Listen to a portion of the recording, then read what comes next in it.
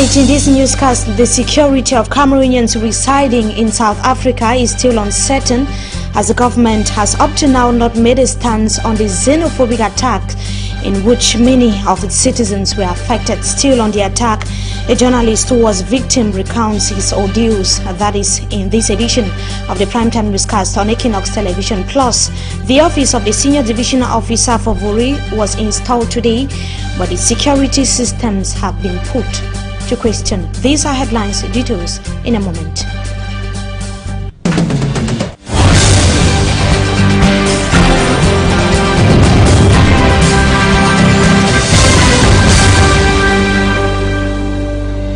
Good evening to you, ladies and gentlemen. Welcome back from the weekend. You are watching the primetime newscast on Equinox Television. Let's begin right away out of Cameroon, where relative calm now reigns in South Africa after weeks of attacks in houses, shops, and even on lives of non-nationals. The chaos might have died down, but many are still gripped by fear, troubled that the attackers may come back. Earlier on phone, a victim of the attack who cheated death after he was attacked at night at his residence recounted his experience to Equinox Television. He is journalist and former worker of Equinox TV, Solomon Amabo, began by disclosing how he escaped from the attackers. Death by hairbreadth, we were very afraid. But we have to move on with life because we understand that South Africa is coming from a very difficult past following the end of apartheid, and you must understand that civilians are still very armed. It's surprising that the attacks mostly take place at night. In my case in particular, I was surprised to see more than 10 people attacking my home. Fortunately, we had to escape for our lives, and we had to escape through the window. It is just we were saved just miraculously, apparently by God, and there is relative calm, but there is fear in the air, following almost a month of attack on foreign nationals living in South Africa, and the queries over ownership of business here. The South Africans seem to be accusing foreign nationals of taking over all their businesses and having control of the situation. There is general fear. Because people could be attacked at any time. Shops are virtually closed down, and you must understand that it is not all of South Africa which is under such xenophobic or Afrophobic attacks. Well, for other countries like Nigeria, they're going to begin a head count of their compatriots who want to go back home and provide them with the means. Since Friday last week, Malawians and Mozambicans, their governments have put in place structures to vehicles to transport them, since they mostly come to South Africa by road.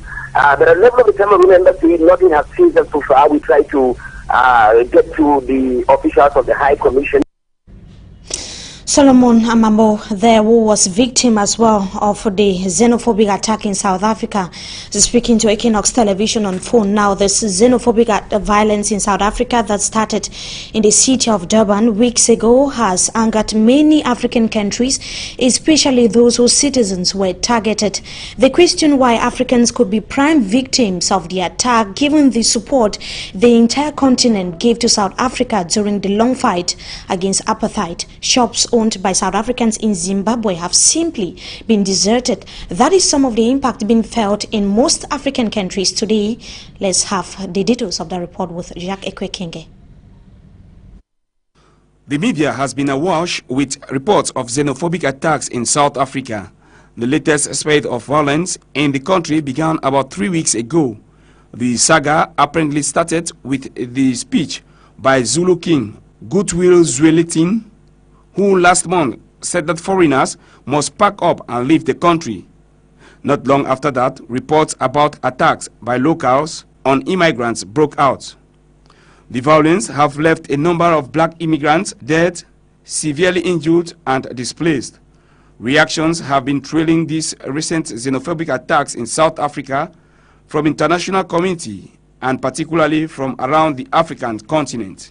Zimbabwe's President Robert Mugabe was quoted as saying, "South Africans will kick down a statue of a dead white man, but won't even attempt to slap a live one.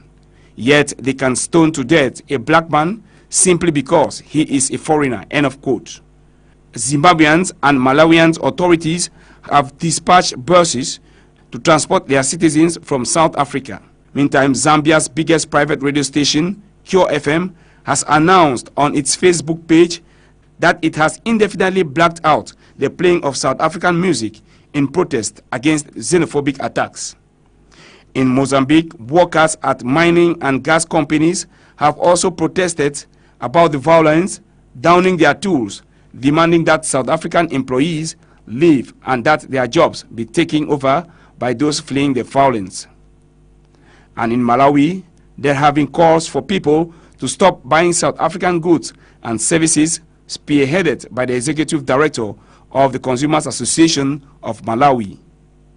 Meantime, in Nigeria, lawmakers of the lower house passed a motion Thursday to recall the Nigerian ambassador to South Africa for consultations over the attacks. The MPs also debated whether to use existing legislation to put pressure on South African businesses in Nigeria if the attacks continue. These reactions and more have continued to pour in from all the nooks and corners of the globe against the xenophobic attacks in South Africa, despite the call to order from South African authorities. And now the King of Zulu has appealed for calm after recent violence against migrants in South Africa. He has been accused of fueling the attack which killed about 7 people and displaced thousands. The king said that it was not fair to blame the violence on an individual, pointing out that there had been previous outbreaks of xenophobic violence in South Africa some years back. He added that South African Human Rights Commission should investigate the hate speech charges against him without hindrance. More than 300 people have been arrested as a result of the unrest. And now to complete our foreign page package, two more migrant boats are in trouble in the Mediterranean Sea. New distress calls have been received from the boats as the European Union ministers met in Luxembourg to discuss the ongoing crisis. Italy and Malta said that they are battling to rescue the 2 boats with hundreds on board so far, and hundreds of migrants were feared drowned in a capsize that was last Sunday. Details with the Dutch Velen TV. They are the only survivors. 28 people out of hundreds on another ill-fated crossing from Africa to Europe. Next to them, rescuers unload the bodies of some of their fellow passengers who drowned in the Mediterranean. They'll be buried in Malta. So far, only 24 bodies have been found. I would like to inform you that the search effort continues as I speak. We have the armed forces of Malta have a maritime patrol aircraft which has been dispatched earlier on to assist the authorities. The boat set sail from near the Libyan capital Tripoli. One survivor said it was overcrowded. Disaster struck 200 kilometers off the Italian island of Lampedusa. The boat capsized and sank. The survivors are being taken to Sicily. The Italian island is one of the main points of entry for African refugees fleeing wars, violence and poverty. They knowingly risk their lives to reach Europe.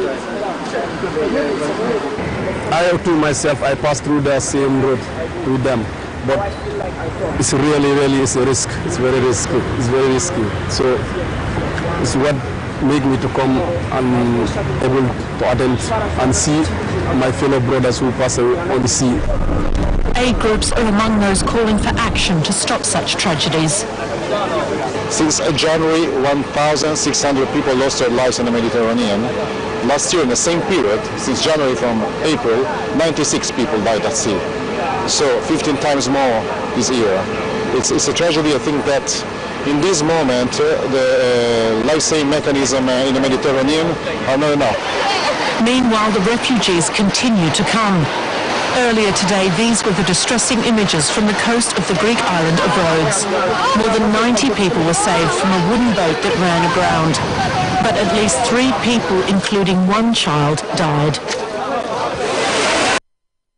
Back here to the country, the Minister of Territorial Administration and Decentralization, Rene Sadi, has called on the Senior Divisional Officer for Wuri and his collaborators to make efficient use of their new office to improve on their output.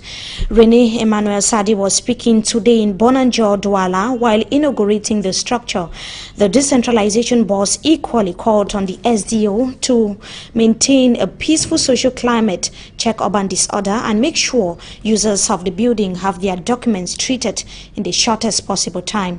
This is the first main structure housing the divisional office in Douala since independence. Let's now have an excerpt of the Minister of Territorial Administration and Decentralization, Rene Emmanuel Sadi, was speaking to Fonhansin Chanji. The activities of the nation, and for a big city like Douala, you can imagine the importance of the services of the DO, of the governors, of the sub-prefects.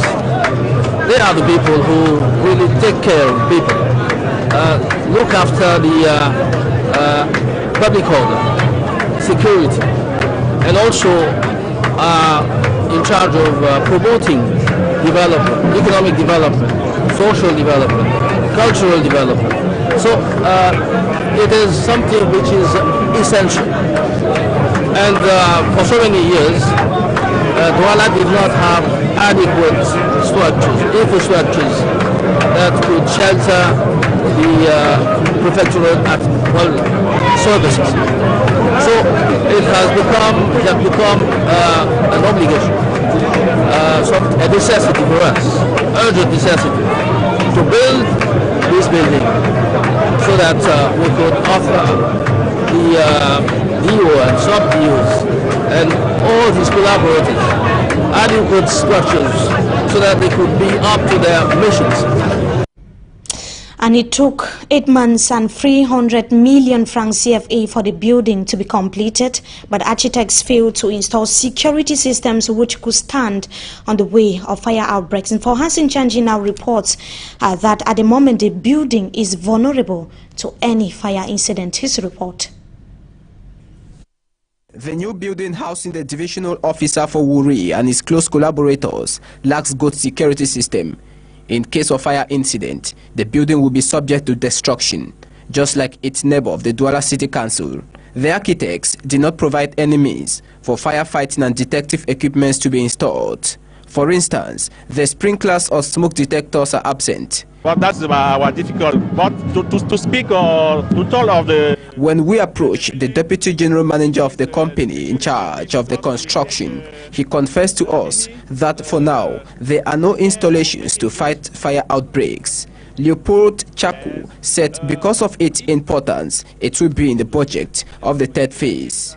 Preventing another fire outbreak in another public building after the disaster at the Douala City Council 2 weeks back was a preoccupation of Mr. Rene Emmanuel Sadi.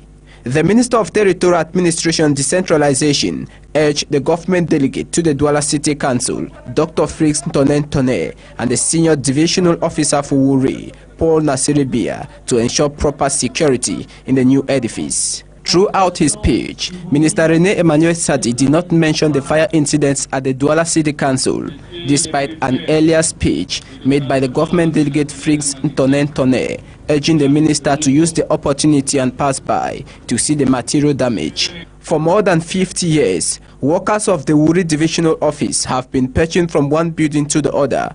They were lodged in local councils from the 1960s to 70s, the Douala City Council, and recently the Governor's Office. The building, which cost over 300 million francs CFA for the second phase, has a 420 meter square surface and 1,800 meter square as total surface of the premises.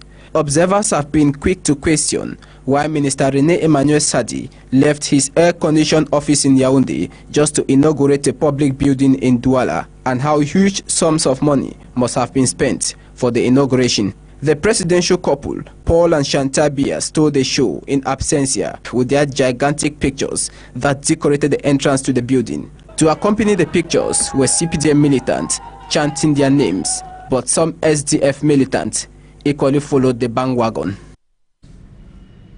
And now the publisher of Le Messager newspaper appeared before the National Communication Council today. Issa Shiroma Bakari accused him of defaming the head of state in an article which dwelt on the health condition of the President of the Republic. But the publisher did not appear and rather sent a representative. As you tell us, Roland Akong.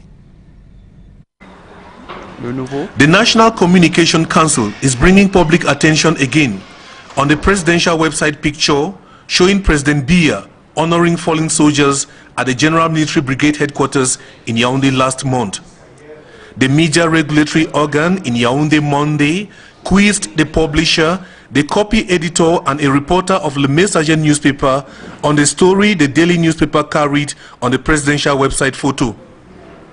The regulatory organ is acting following a complaint filed by Issa Chiruma. The Minister of Communication in his complaint is accusing Le Messager of relaying defamatory information in the story the paper reported on the presidential website picture. Les faits sont là, qui ne pourront être contestés par personne. Nous avons relaté ces faits-là. Fedri Bongnou, the publisher of Le Messager, says this is not true, that his paper merely relayed the information as published on the presidential website, but questioning how President Biya, who was out of the country at the time of the event, is shown honoring fallen soldiers at the General Military Brigade headquarters in Yaoundé. Barrister Emmanuel Pungong, the legal advisor of Le Messager, considers the whole issue as a farce, adding that Chiruma lacks the legal wherewithal to file a complaint for President Biya at the National Communication Council. The Article 5 and 11 of our Constitution give a real definition of any organ. So the Provision 5 defines the function of the President of the Republic, and the Provision 11 defines the function of the government. So Mr. Chiruma is a porte-parole of government and not a porte-parole of the presidency of the Republic. So that he has no quality to seize the CNC, to put a complaint before CNC in place of the President of the Republic. It's not its function. Happening just a few weeks to World Press Freedom Day, critics say the matter is another attempt to gag the press in Cameroon, and that it goes to show how the press is still striving for its freedom in Cameroon. And pupils and students across the country today, Monday, resumed classes for the third and final term of the academic year 2014-2015. This is after spending 2 weeks of vacation, which was marked by Easter celebrations. The third term is the shortest and most decisive, according to educationists, as many shall be sitting in for their final exams, while others will be seeking promotion to higher classes. It was a hitch-free back to school in most parts of the country, according to reports. Now, the population of Balinyonga, a locality in the northwest region of the country, in shock after a man whose name we got as Nyong Bella suffocated a 17-year-old girl to death. A correspondent in that part of the country made us to understand that the man forcefully took the girl to his house, drugged her, and later got her raped. He later rushed her to hospital after realizing she was unconscious, where the nurses confirmed her death and later alerted security forces. The remains of the victims, who is a student of BCHS Balinyonga, have been deposited at the morgue of the General Hospital, still there in the village. Meantime, the man who was almost lynched by security forces or by the angry population was rescued, rather, by law enforcement officers. They're bringing us to the end of this first segment of the news. Up next is Talking Point.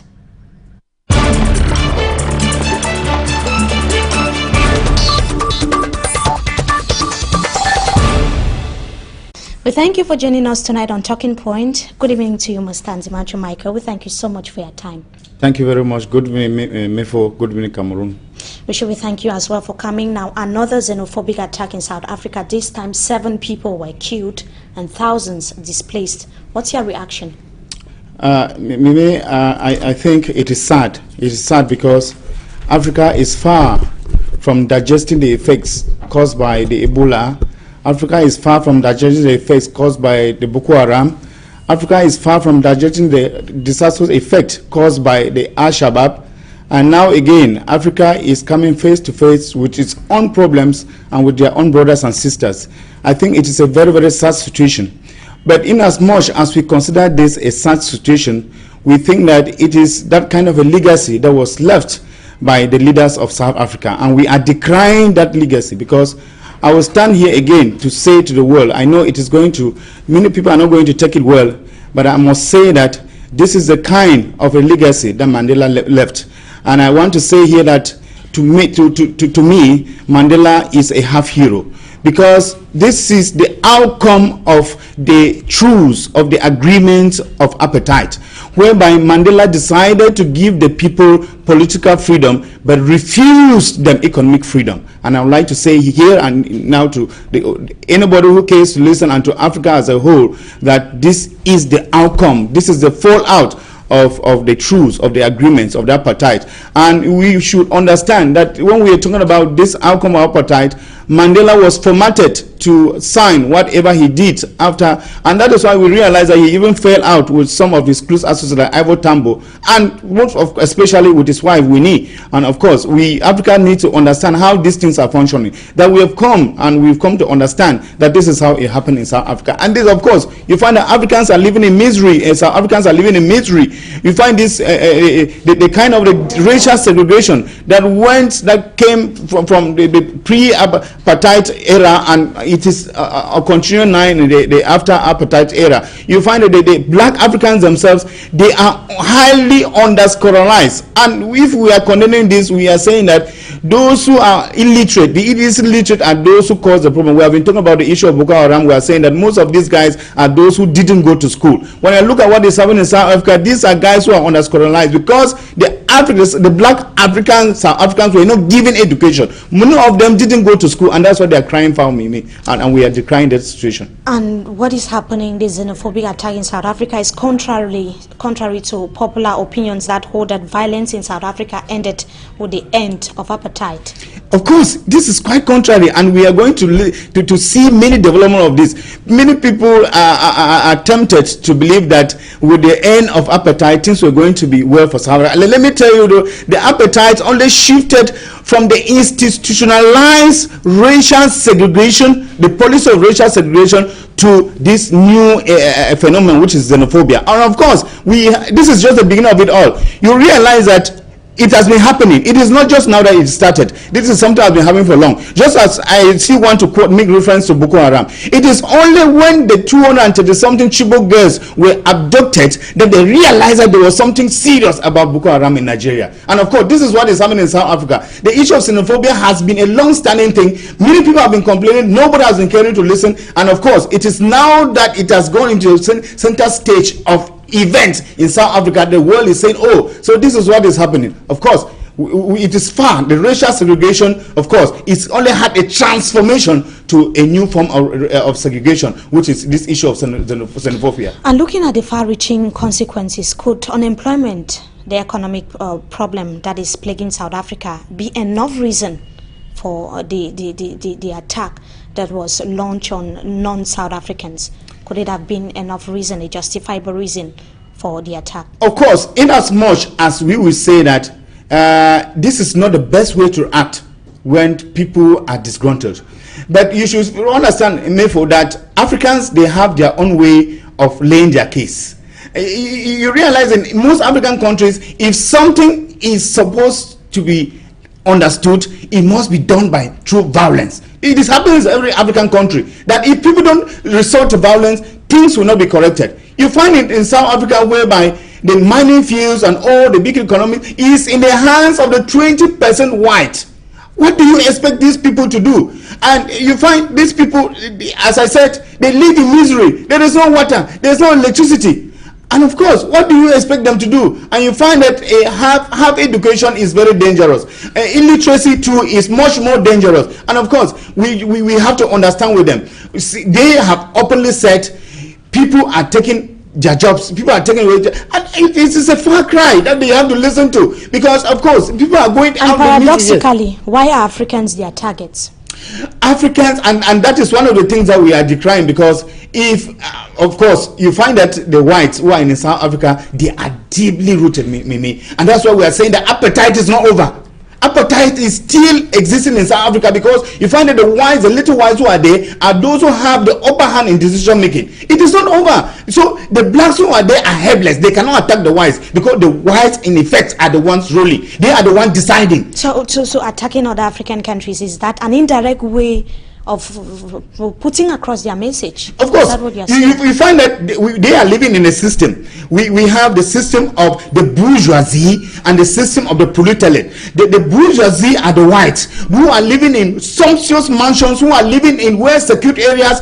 But you have these Africans who have settled, those who have run away from Congo where there is war, those who have run away from Central Africa, and they come and they are living with them. They are immediate neighbors. Of course, those are the first people that have to be their target. I mean, it is not a difficult thing to understand that the Africans who are with the South Africans are the first people through whom they could send across this message to say that they are disgruntled, and therefore South Africa. And the reaction, the dormant nature of the government of Cameroon, so far no reaction from the government. Of course, you see how scores of Cameroonians were affected in the attack. Exactly. If you listen to the National Assembly, Julius Malema, who is the youth leader, actually spoke against Zuma for his kind of lackadaisical attitude in which he handles state issues, and this is a far cry. You realize a chief, the Zulu chief, Godwin Nyutimi, I mean, the kind of statement that he ushered out, and the government has not been able to counter it and take strong measures against this, shows that the government is weak, and that the Zuma government has to actually reassert its power as far as leadership is concerned in South Africa. We thank you so much, Mr. Nzimancho Michael, for joining us tonight on Talking Point. It's always a pleasure having you with us. Thank you very much, Mimi. Thanks. It's a pleasure. And to our viewers, we thank you as well for being part of us in this edition of the news on Equinox Television. Until we meet again, goodbye.